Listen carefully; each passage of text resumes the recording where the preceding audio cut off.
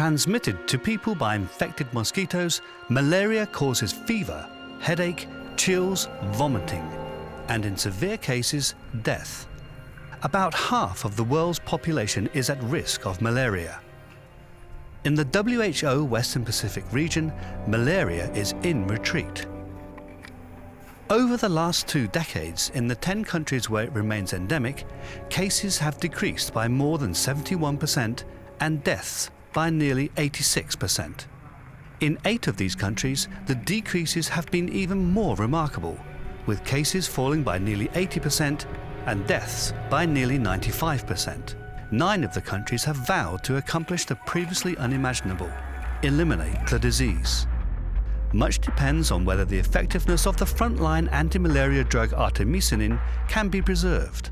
If artemisinin-resistant malaria were to break out of its strongholds in parts of Cambodia, Myanmar, Thailand and Viet Nam, the consequences would be grave. WHO is determined to stop this from happening. Working with its member states, it is determined to neutralize malaria as a threat to public health. In May 2013, experts from across the region and beyond assembled to take stock and plot ways forward. Among them were malaria advisors for the region going back to 1990 and one for pharmaceuticals.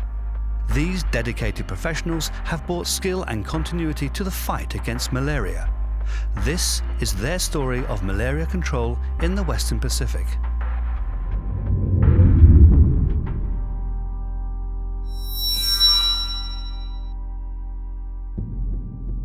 Malaria is a major public health problem throughout the world, and it is also a major development problem because malaria affects first of all, lives. It can kill, but it also affects the productivity, the economic productivity of people. How do you deal with these things? There was a lot of mobility in the countries outside of Laos, Vietnam and Cambodia, and that was an added problem because people were carrying these drug-resistant parasites with them to other places. Against that background was the fact that we were not sure what we had to do to control malaria at that time. We tried all these other methods, indoor residual spraying.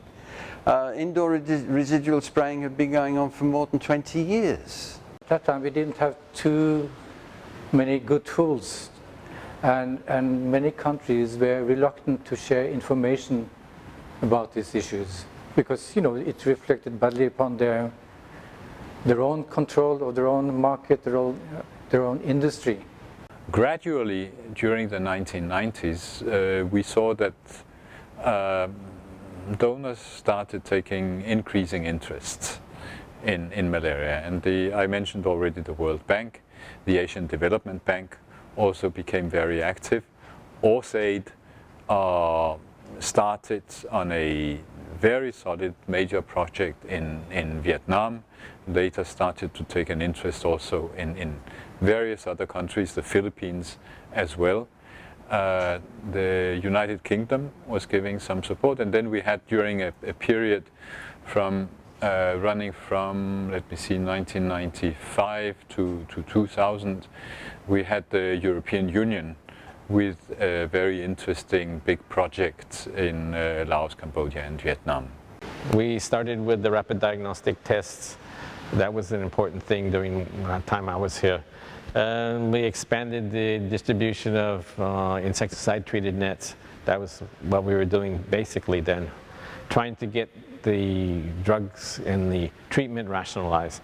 One was the way we were able to introduce bed nets into the communities. As we got the money, as the money came in, we were able to allocate this to programs that appeared to be able to handle this situation.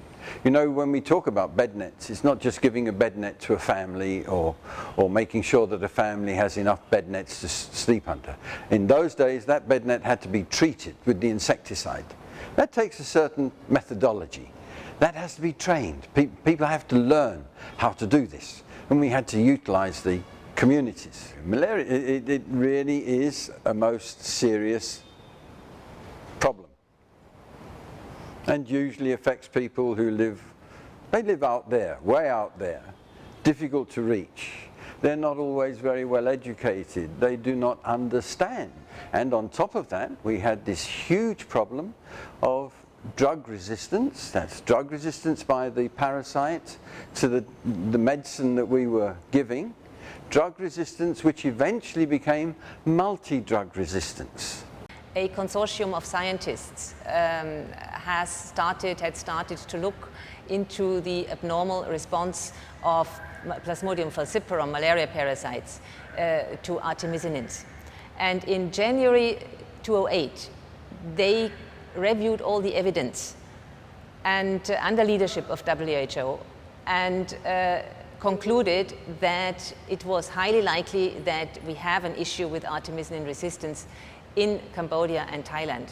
Another problem is the quality of drugs. There were a lot of substandard drugs on the market, and in addition to that there were counterfeit drugs on the market.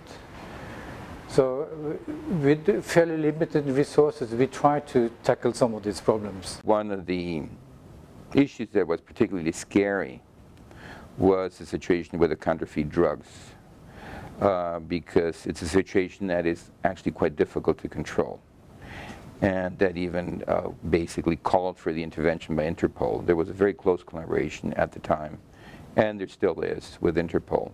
We had in our hands samples of these fake artesunate, and through this collaboration a very sophisticated forensic investigation was launched with the aim to find the production site as well as distribution rings, and of course with the aim to disrupt both production and distribution. I would say quite a successful story and quite a successful outcome, because less and less and less counterfeit drugs, although they're still there, but less and less counterfeit drugs have made it into the pipeline, and basically reaching the patients that should be taking the combination therapy. So can we eliminate malaria? Well, we have some very good projects here. If we compare projects in this region to projects in other parts of the world, we have projects that are disciplined, well provided, the staff are well trained. The communities are, although sometimes difficult to reach, they are still very cooperative. They are willing to be part of a program. And so I won't say malaria is easier to control, but we seem to be able to control it better.